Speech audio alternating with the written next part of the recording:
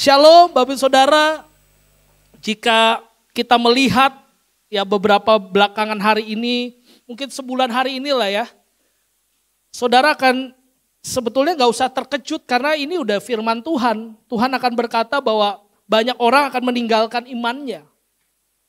Tapi kalau kita lihat yang diserang sama iblis, sama setan itu orang-orang yang terkenal masalahnya Bapak Ibu. Iya kan? Ada orang yang terkenal, rumah tangga baik-baik, pisah, ternyata dia mengucapkan yang lain begitu. Imannya ditinggalkan. Ada orang yang suka bikin masakan besar, tiba-tiba karena ada masalah, tinggalkan iman, akhirnya lolos dari jerat hukum. Saudara, kalau kita lihat, seringkali orang menganggap satu-satunya cara untuk lepas dari masalah hidup adalah dengan meninggalkan imannya. Meninggalkan kekristenan. Dan rasa-rasanya semua orang sudah mulai berpikir kayak gini. Saya tadi baca ya, sebelum ke gereja saya baca di satu media sosial begitu saudara. Lalu dikatakan ada sebuah ketua sinode, gereja yang cukup besar saudara. Katanya dipanggil sama kepolisian dan akan dijadikan tersangka. Ada pendeta juga yang sedang dipertanyakan kehidupannya. Saudara, kenapa hari-hari itu yang kita lihat nih yang kayak gini saudara. Makanya ketika saya persiapan firman ini, saya berdoa benar sama Tuhan. Tuhan, saya harus ngomong apa nih? Saya ada kepingin supaya ngomong sama jemaat, supaya kita kuat dalam pergumulan kita, kuat dalam tantangan hidup kita. Karena tantangan dan pergumulan memang gak pernah habis saudara. Saya sepakat, gak pernah habis. Saudara rajin ke gereja, rajin baca firman, gak bakal habis. Malah kadang-kadang kalau kita jujur, permasalahan, persoalan justru datangnya ketika kita lagi deket-deketnya sama Tuhan. Lagi giat-giatnya melayani Tuhan, sakit. Lagi giat-giatnya melayani Tuhan, gak punya kerjaan. Lagi giat-giatnya melayani Tuhan, diputus pacar. Amin. Kayaknya ada anak-anak yutin sih yang baru, soalnya tadi saya nanya sama satu wanita. Mana si itu? Udah enggak? Wah, saya bilang kok udah enggak? Iya, Tuhan mau kasih yang lebih baik. Wah, betul saudara, Tuhan pasti kasih yang lebih baik. Nah hari ini saya ajak saudara untuk kita belajar dari sebuah kegagalan yang pernah dialami oleh seorang rasul yang bernama Petrus. Lukas pasal 22 ayat 54 sampai 62. Kenapa ini penting buat kita? Supaya ketika kita gagal untuk beriman kepada Kristus, kita gak teruskan hidup kita dalam kegagalan. Saudara tentu udah tahu apa sih bedanya Petrus sama Yudas. Bedanya apa saudara? Beda bapak pak, betul. Beda asal, betul. Petrus dari Galilea, Yudas dari Isakar atau Iskariot. Makanya disebut Yudas Iskariot. Karena dia tinggal dari sana. Betul, beda budaya, betul. Tapi perbedaan yang mencolok satu-satunya adalah apa? Petrus gagal, tapi dia bangkit lagi. Yudas gagal, dia bunuh diri. Saya berdoa sungguh-sungguh supaya ketika firman ini disampaikan, yang punya niat meninggalkan iman, berhenti. Yang punya niat meninggalkan Kristus, stop. Yang mau tetap jadi Kristen tapi bunuh diri, berhenti. Amin. Kayaknya gak mau berhenti nih. Kayaknya dari mata-matanya kayaknya saya mau tetap pak. Saya mau tetap pak. Ini adalah terakhir kali saya ke gereja pak. Besok saya mau yang bentuknya bawang pak. Waduh jangan saudara. Saya bisa ajak saudara mengucapkan bukan cuma 2 kalimat. 3 kalimat, 4 kalimat, 5 kalimat. Nah bagaimana kita bisa bangkit dari kegagalan? Itu menjadi penting buat kita hari ini. Yuk kita baca saudara. Kita pelajari dulu apa sih yang bisa menyebabkan kita itu gagal. Yang pertama, saudara tulis di handout saudara. Yang pertama, kita bisa gagal karena kita apa? Mengabaikan peringatannya. Baca saudara ayatnya. Di dalam Lukas 22 ayat yang ke-54. Sama-sama kita baca. Lalu Yesus ditangkap dan dibawa dari tempat itu. Ia digiring ke rumah imam besar dan Petrus sama-sama bilang mengikut dari jauh. Saudara kayaknya ini bagus banget. Petrus ngikutin Yesus kemanapun Yesus berada. Bagus gak saudara? Mungkin ini gambaran kita, gambaran saudara dan saya. Kayaknya kita tetap ngikutin Yesus. Tapi pertanyaan besar buat kita. Kita ngikut Yesus itu untuk apa? Saudara ke gereja buat apa? Cari berkat, cari duit, cari perhatian. Apa? Sama kayak Petrus, dia mengikut Yesus dari jauh. Padahal Yesus sudah peringati dia saudara. Saudara baca di dalam Yohanes pasal 13 ayat 36 sampai 38. Yuk kita baca sama-sama. 1, 2, 3. Simon Petrus berkata kepada Yesus, Tuhan, kemanakah engkau pergi? Jawab Yesus, ke tempat aku pergi. Apa katanya? Engkau tidak dapat mengikuti aku sekarang. Saudara boleh catat di situ. Petrus sudah diingatkan sama Yesus. Saya akan pergi, kamu gak bisa ikut. Sekarang kamu gak bisa. Nanti kelak engkau akan ikut aku. Tapi Petrus mengabaikan. Lihat jawaban Petrus ayat 37. Kata Petrus kepadanya, Tuhan, mengapa aku tidak dapat mengikuti engkau sekarang? Aku akan memberikan apa? Nyawaku bagimu. Saudara, seringkali ini menjadi penggambaran hidup kita. Kita bilang Yesus, sekali Yesus, tapi Yesus. Aku akan ikut Yesus, aku akan rajin ke gereja, aku akan rajin baca firman. Tapi alasan kita ikut Yesus, itu keliru. Makanya Yesus paling tahu, paling ngerti Bapak Ibu. Apa yang menjadi kebutuhan kita. Yesus paling tahu, paling ngerti apa yang menjadi kelemahan kita. Makanya Yesus bilang, kamu jangan ikut dulu sekarang. Kenapa? Karena Yesus peringatkan, kalau kamu ikut, kamu bakal jatuh. Baca ayat 38 saudara. Jawab Yesus apa? Nyawamu akan kau berikan bagiku, sesungguhnya aku berkata kepadamu apa? Sebelum ayam berkokok, engkau telah menyangkal aku 3 kali. Sebelum ayam berkokok, engkau sudah menyangkal aku 3 kali. Kalau Petrus dengerin kata Yesus, jangan ngikutin aku. Mungkin Petrus gak akan menyangkal. Saudara memang sedikit anomali saudara. Kok Yesus aneh? Orang mau ngikutin dia, mau nemenin dia mengalami masa-masa penderitaannya. Kenapa gak boleh? Karena Yesus tahu kelemahan manusia. Bukankah di Taman Getsemani Yesus berkata sama Petrus, sama Yohanes, sama Yakobus, apa katanya?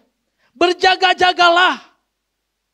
Roh penurut tapi daging lemah.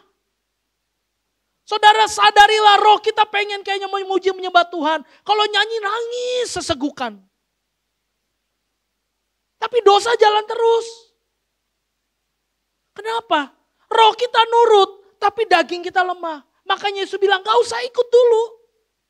Gak usah dipaksain dulu. Kalau bahasa sekarang kayak gini, gak usah sok rohani.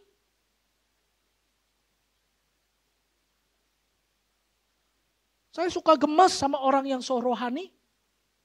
Saya tanya sama saudara, Shalom, apa kabar? Jangan rohani. Ulang, Shalom, apa kabar? Ya bolehlah, I'm blessed, bolehlah. Boleh, I'm blessed, boleh. Tapi kalau saya tanya, Shalom apa kabar? Tadi saya tanya, ya baik Pak. Saya lebih suka jawaban ya baik Pak. Shalom apa kabar? Lagi gak enak badan Pak. Jujur. Gak pakai kacang hijau, gak pakai ketan hitam. Jujur. Saudara kita sama Yesus gimana? Ditanya sama Yesus, kamu apa kabar? I'm fine. I'm good, thank you. And you? Dia malah tanyain kabar Yesus. Dia yang punya segalanya. Berapa banyak kita berkata, Tuhan aku akan setia sama Tuhan. Yesus bilang, oke, aku percaya kamu setia, tapi tunggu, jangan ikut dulu. Jangan bergerak dulu. Ada anak muda datang sama saya, Kak Bos, saya mau sekolah di Jerman. Bagus, udah bisa belum bahasa Jerman? Baru bisa bahasa ujung berung. Baru bisa bahasa Sunda. Mau ke Jerman gimana? Itu yang pertama. Yang kedua saya tanya, kamu ke Jerman ngapain? Saudara tahu Jerman itu sekarang jadi tempat kayak apa? Memang betul bagus saudara. Tapi kekristenan di sana rendah sekali. Ada orang ngajak sama saya, Pak kita ke Thailand yuk. Siapa yang gak suka ke Thailand? Tapi saudara tahu Thailand tanpa bermaksud apa-apa nih. Thailand itu jadi tempat, ini kata orang yang saya percaya. Tempat sekarang jadi tempat paling maksiat. Segala jenis dosa udah ada di Thailand. Saudara hati-hati kalau ke Thailand. Saya belum pernah, saya dengar doang kata orang. Casingnya kayak Pastor Allen. Casingnya, dalamnya kayak Pak Stephen. Saudara ngerti maksud saya ya? Casingnya, Saudi Cup, Kapun Cup. Tapi dalamnya, Lady Boy.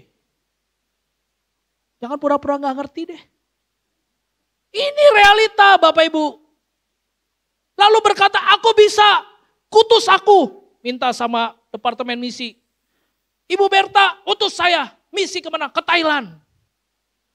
Kamu bisa? Bisa. Paksa. Ke Baduy aja belum pernah. Mau ke Thailand. Aduh. Ayah-ayah wae. Sampai Thailand pulang. Laporan sama Teacher Berta. Teacher Berta. Jadi masih ingat waktu guru dia. Ibu Berta. Shalom Ibu Berta. Udah salah nih. Kayaknya waktu diutus, Shalom. Pulang dari Thailand, Shalom. Gimana penginjilannya? Puji Tuhan bagus. Kamu udah nginjilin? Saya yang diinjilin. Gak usah belaga kuat. Kalau belum waktunya Tuhan bilang jangan dulu, stop. Jangan pernah mengabaikan peringatan dari Tuhan Bapak Ibu. Buktinya apa kalau dia ngabain peringatan? Lihat yang terjadi. Ayat 55. Seorang hamba perempuan. Hamba itu adalah status yang rendah. Dan ditambahkan dengan perempuan. Artinya ini orang yang tidak terpandang. Tidak punya kekuatan apapun. Tapi lihat apa yang dilakukan hamba perempuan terhadap si Petrus batu karang ini. Baca saudara. Seorang hamba perempuan melihat dia duduk dekat api. Ia mengamatinya lalu berkata apa? Juga orang ini bersama-sama dengan dia. Ayat 57 saudara lihat. Tetapi Petrus menyangkal katanya. Bukan, aku tidak kenal dia. Seorang hamba perempuan tidak punya kekuatan apapun. Bisa membuat Petrus menyangkal Yesus. Saya mau bilang begini Bapak Ibu. Kalau kita tidak taat sama peringatan Tuhan. Kita rasa diri kita hebat. Bahkan kekuatan yang sekecil apapun. Itu dapat menjatuhkan kita. Anak-anak muda dengar baik. Pak, saya gak perlu YouTube gak perlu saya batasi. Saya gak perlu medsos batasi. Saya bisa pakai VPN. Wah.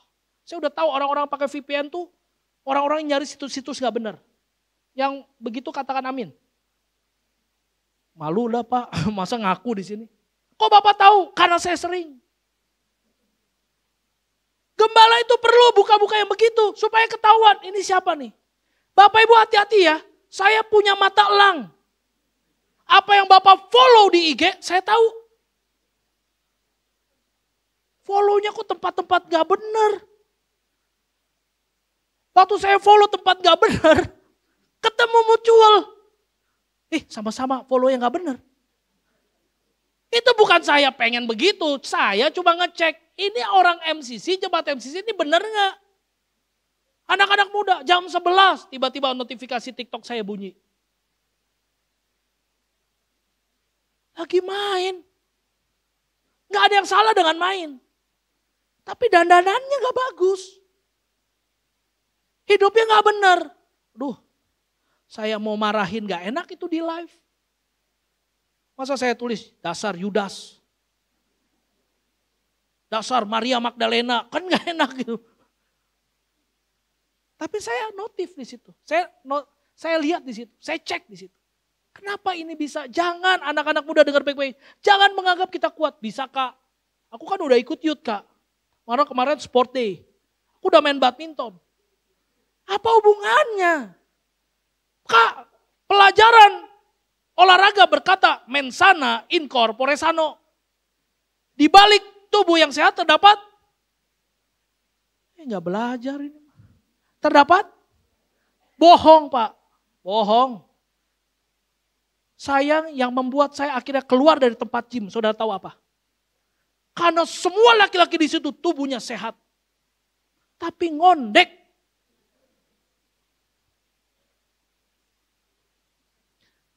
Udah belum barbelnya? Saya kabur, udah. Makanya meskipun casing saya begini, saudara boleh tanya sama Yosi. Udah gak usah dilanjutkan lah. Ya jadi gak menjamin tubuh kuat, jiwa sehat, belum tentu. Jangan anak-anak merasa, kamu sekarang begadang enak, main game enak, nanti 30 tahun reot badannya. Kok tahu Pak? Saya buktiin. Saya ini lagi menekuni hobi baru.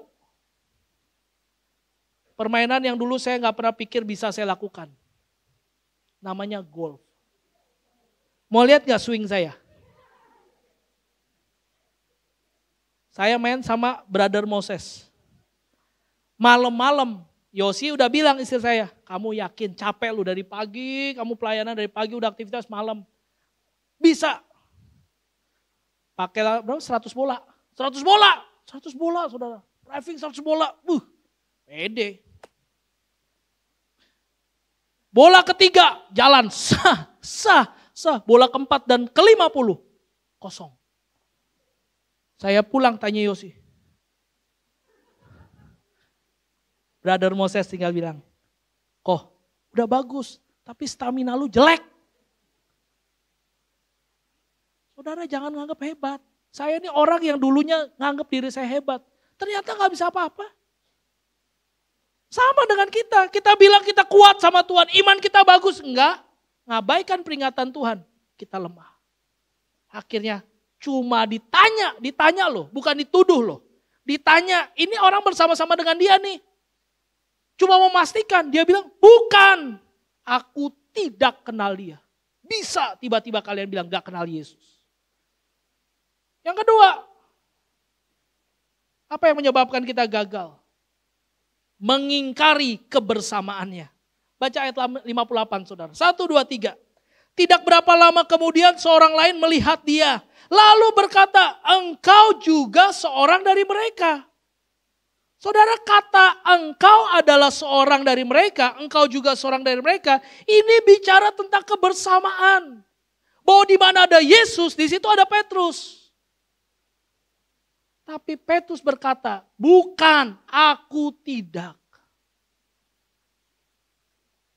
3,5 tahun Petrus hidup dengan Yesus. Makan sama Yesus. Minum bareng Yesus. Melihat puluhan mujizat yang Yesus lakukan. Tapi ketika ada orang tanya, kamu kan bareng-bareng Yesus. Petrus bilang apa? Tidak. Saudara, saya nggak tahu saudara jadi orang Kristen udah berapa lama. Udah berapa mujizat yang saudara lihat. Udah berapa banyak pertolongan Tuhan yang saudara alami. Apakah saudara mau mengingkari kebersamaan Yesus dengan Anda? Betul hari ini penyakitmu secara medis gak bisa sembuh. Betul hari ini keuanganmu lagi di bawah. Betul semua hal kayaknya tertutup bagimu. Tapi kalau saudara flashback ke belakang. Bukankah selama puluhan tahun Yesus terus menggendong, menopang, menghibur kamu? Apakah kita mau ingkari kebersamaan kita sama Yesus? Mungkin kita bisa nyanyi, bersamamu Bapa, ku lewati semua. Apa itu cuma nyanyian atau benar-benar kita alami?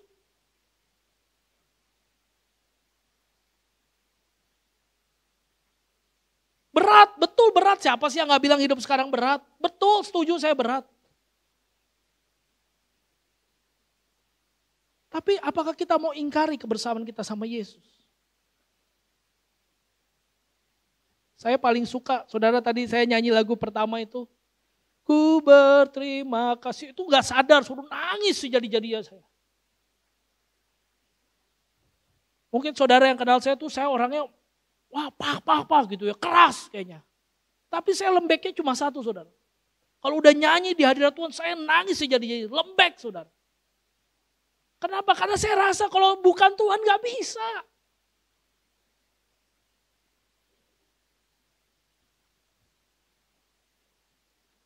Apa kita mau ingkari kebersamaan kita? Bisa gak kita bilang seperti pujian pertama tadi? Tak ada yang ku pinta, hanya bersyukur menyembahmu. Bisa gak saudara? Atau dengan mudahnya kita berkata, bukan, aku gak kenal. Aku bukan orang Kristen. Malu. Saudara, hari ini renungan baik-baik. Apakah kebersamaan saudara dengan Yesus sama sekali gak ada nilai? Apakah pertolongan Yesus sama sekali gak ada gunanya, gak ada nilainya buat saudara? Kalau hari ini saudara berat, lihat dulu juga berat. Dulu juga susah. Toh Tuhan tolong. Masa yang ini Tuhan gak tolong? Dan yang ketiga saudara, apa yang membuat kita gagal? Melupakan panggilannya. Baca ayat 59 sampai ayat 60 saudara. Dan kira-kira sejam kemudian seorang lain berkata dengan tegas. Ini berarti dalam satu hari saudara. Belum 24 jam. Sungguh orang ini juga bersama-sama dengan dia. Sebab katakan apa? Ia juga orang Galilea. Saudara tahu Galilea itu tempat apa? Galilea, Danau Genesaret itu ada tempat di mana Petrus dan saudara-saudaranya itu jadi nelayan saudara. Tempat di mana sebenarnya kehidupan Petrus itu gak ada gunanya. Ya udah nelayan, habis itu mati, udah.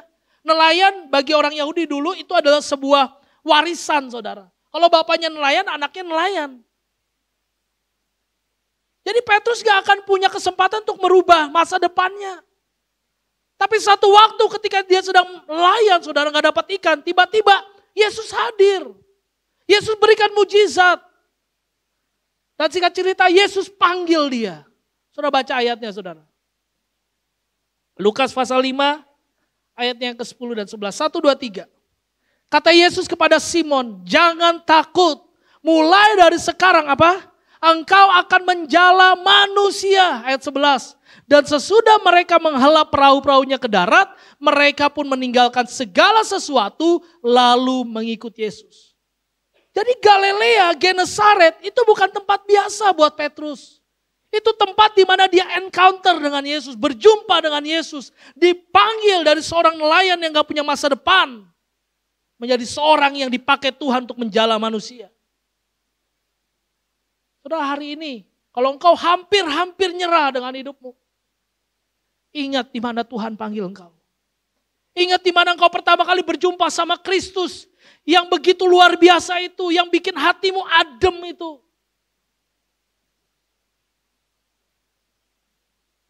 Kobarkan kembali cinta mula-mula itu saudara. Beda, nyanyi akan beda. Kalau kita nyanyi sekedar nyanyi beda saudara. Saudara waktu nyanyi lagu yang kedua tadi, oh betapa dalamnya, betapa lebarnya kasih setiamu. Kalau saudara punya hubungan sama Tuhan dan tahu diri, kalau bukan karena panggilan Tuhan kita nggak ada. Saudara nyanyinya tuh lagu pujian aja bisa terharu saudara. Saya nggak menghakimi orang yang kayak kalau nyanyi tuh. Ya mungkin dulu waktu dipanggil gitu. Atau belum sempat dipanggil. Tapi kalau saudara udah kenal Yesus, pernah mengalami cinta sama Yesus, pernah mengalami kebersamaan sama Yesus. Saudara nyanyi juga beda. Ini bukan soal karakter orang. Bapak sih enak pak. Bapak kan emang orangnya begitu. Kayaknya kalau diam gak bisa. Enggak juga saudara. Tapi juga kan gak usah lebay.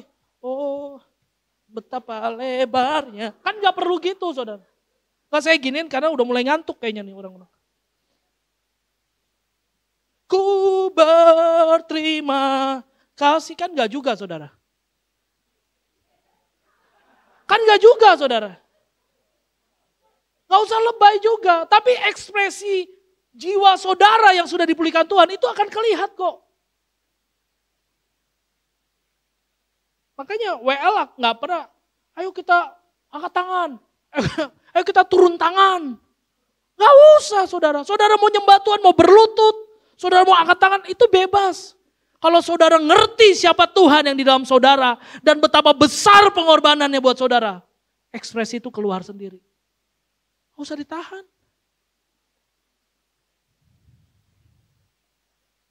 Simon melupakan panggilannya saudara.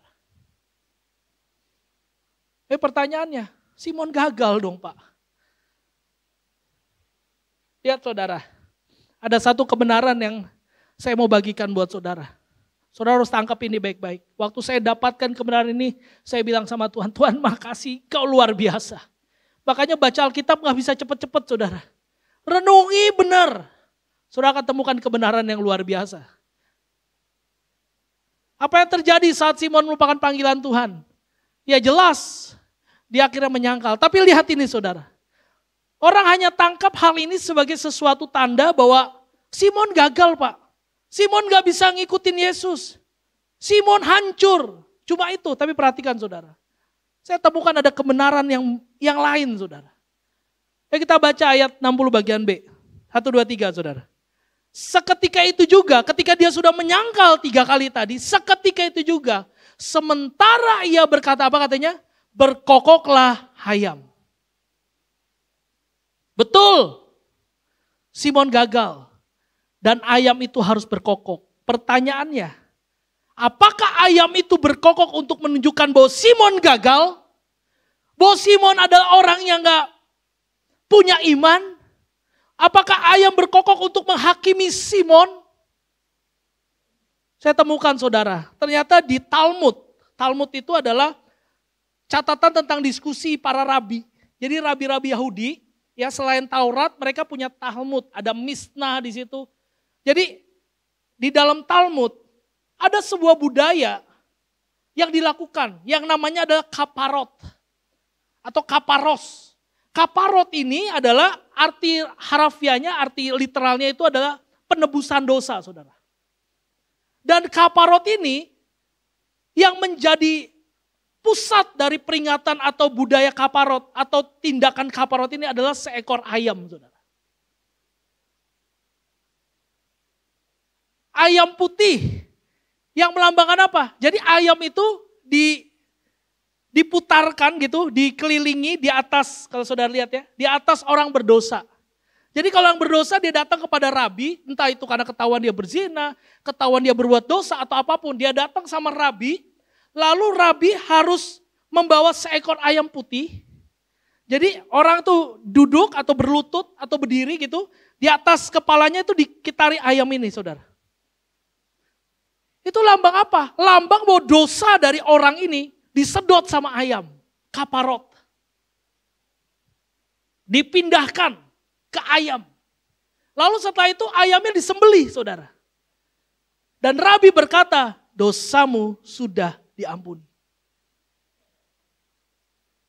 Jadi sesungguhnya saudara, ayam berkokok bukan menunjukkan bahwa Petrus salah. Dengar kasih karunia Tuhan saudara. Waktu saudara berdosa, Yesus gak bilang gini, tuh kan bodoh sih kamu. Udah dibilang diperingati, lakukan lagi. Udah kamu lihat bahwa aku bersama kamu, kamu ingkari. Udah dibilang kamu dulu dipanggil Tuhan, kamu gak ikuti panggilan Tuhan. Kamu ini bodoh sekali. Enggak. Tuhan penuh kasih karunia saudara. Tuhan gak hakimi saudara. Betul orang bisa hakimi. Kok pendeta begitu sih? Kok pendeta gak bisa jaga omongan sih? Kok orang Kristen jahat sih? Bisa dunia hakimi kita. Tapi ketika kita bertobat, Yesus mengampuni kita. Apa buktinya Pak? Perhatikan ini. Ini saya izin saudara karena saya cuplik dari film The Last Supper saudara. Kalau saudara belum nonton, boleh nonton. Ada beberapa yang gak sesuai dengan firman, dengan Alkitab, iya. Tapi cara menarik sekali film ini, saudara. Karena ini bicara tentang Petrus, fokusnya di Petrus. Petrus dan Yudas. Yudas gagal, ternyata Petrus gagal, tapi dia bertobat dan dia kembali, saudara. Saudara lihat, ini sebelah sini Yesus, saudara. Ini Yesus nih. Saya pakai AI generated content. Ya, ini gak bisa dihapus. Nanti tolong ajarin gimana cara ngapus. Ya, jadi ini, saya pakai ini, saudara. Ini Yesus. Saudara perhatikan. Baca ayatnya. Ayat 61 bagian A. Yuk kita baca sama-sama. 1, 2, 3. Lalu berpalinglah siapa? Ulang, baca lagi. 1, 2, 3. Lalu berpalinglah. Sekali lagi. Lalu berpalinglah. Lihat. Setuju Petrus gagal? Setuju Petrus menyangkal? Setuju saudara dan saya orang berdosa, orang gagal? Tapi siapa yang melihat kita? Tuhan. Inisiatif bukan dari kita. Kita orang gagal. Tapi Tuhan berpaling katanya. Semua orang meninggalkan kita. Semua orang gak mau lihat muka kita. Tapi Tuhan berpaling kepada kita. Perhatikan ini saudara. Ini sebelah sini Petrus. Di depan rumah Kayafas. Ketika Yesus dicambuk, Yesus terjatuh. Petrus ketika tadi tuh kita baca, seketika itu juga ayam berkokok. Pas Petrus juga jatuh saudara. Nanti kalau punya kesempatan saudara tonton filmnya saudara. Bagus sekali, scene di situ bagus sekali. Yesus melihat Petrus dan Petrus melihat Yesus. Inilah sebenarnya arti kaparot tadi. Jadi ketika ayam berkokok, ayam itu bukan berisi tentang penghakiman. Ayam itu bukan berisi tentang kegagalan. Tapi ayam itu berbicara tentang betapa kasih setia Tuhan akan terus berlanjut buat kehidupan Petrus. Sama hari ini. Seberapapun saudara gagal. Seberapapun saudara dicap jelek sama keluargamu. Seberapapun saudara gak punya masa depan lagi, dengar baik-baik. Izinkan hari ini ayam berkokok buat saudara. Bukan buat menghakimi saudara. Tapi buat menunjukkan bahwa Yesus tetap mengasihi saudara. Makanya ayat 62 saudara. Lalu ia pergi, Petrus pergi keluar dan menangis dengan sedihnya. Kata menangis dengan sedihnya, ini bicara tentang betapa Petrus menyesali semua kegagalannya. Saudara, yang membuat kita bisa akhirnya bertobat, yang membuat kita akhirnya bisa berhenti dari segala keterikatan dosa kita. Bukan oleh kekuatan kita. Tapi karena kasih setia Tuhan. Karena pandangan Yesus tidak pernah berpaling dalam hidup kita. Itulah yang memberikan kita kekuatan untuk bertobat. Makanya gampang. Kalau saudara mau berhenti dari perbuatan dosa. Saudara mau berhenti dari keterikatan dosa. Gampang caranya. Makin alami kasih Tuhan. Makin alami cinta Tuhan. Maka otomatis saudara, dengan sendirinya semua perbuatan-perbuatan dosa kita hilang. Saudara. Efesus 2 ayat 8-9. Kita diselamatkan bukan karena kita, tapi karena Tuhan. Bukan oleh usaha kita, tapi karena kasih karunia Tuhan. Saya undang pemain musik, pujian. Saya tutup saudara. Apakah Anda gagal karena mengabaikan peringatannya? Tuhan udah bilang jangan, kamu belum kuat, lakukan, akhirnya gagal. Atau apakah gagal karena kalian menghindari kebersamaannya bersama Tuhan? Tuhan udah bersama dengan kita puluhan tahun. Melewati semua banyak hal, sakit sembuh, miskin kaya, kekurangan jadi kelimpahan.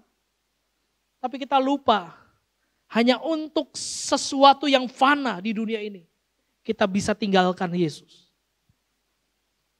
Apakah kita lupa panggilannya? Saudara, saya yakin setiap orang di tempat ini itu punya panggilan yang khas dari Yesus. Gak semua orang jadi full timer saudara, gak semua orang jadi pendeta. Tapi saya yakin ketika Matius 28 ayat 19 dan 20 yang berkata, pergilah jadikanlah semua bangsa muridku. Itu untuk semua orang. Jadi kalau hari ini saudara kembali mengingat Kapan saat kita ketemu Yesus pertama kali? Kapan ketika kayaknya rasanya saya gak mau keluar dari hadirat Tuhan. Saya pengen nyanyi, nyembah, baca Alkitab. Saudara recall lagi memori itu. Ambil lagi memori itu. Taruh di hati saudara saat ini.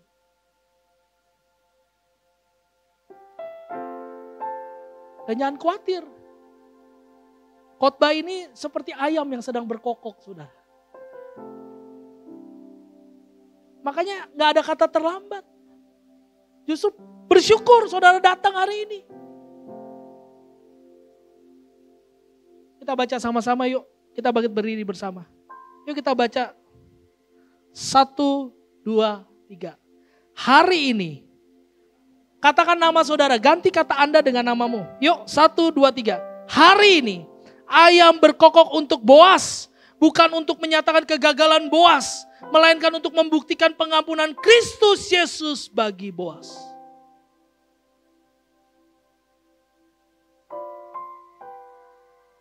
Kita renungi firman Tuhan ini Bapak Ibu.